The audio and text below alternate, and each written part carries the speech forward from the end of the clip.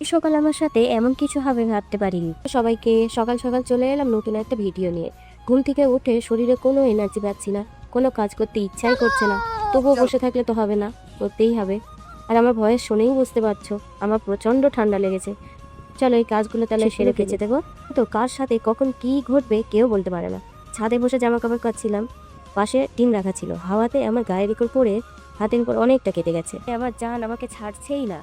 আমার শরীরটা খারাপ হলে ও আমার কোল থেকে নামতেই চায় না। তাই আর কি, মায়েদের তো সব জোগাড় থাকে।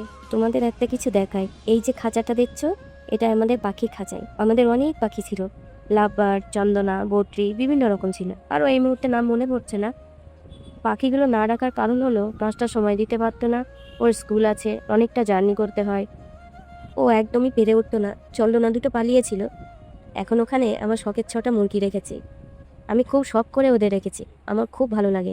আমি সারাদিন অনেকবার এসে ওদেরকে দেখে যাই। আসলে গ্রামের এগুলোই ভালো লাগে। কি জানো তো, আমি শহরে থেকেও দেখেছি। যাই হোক, সে গল্প অন্য একদিন করব। এগুলো এগুলো সব আমার গোলাপের কালেকশন।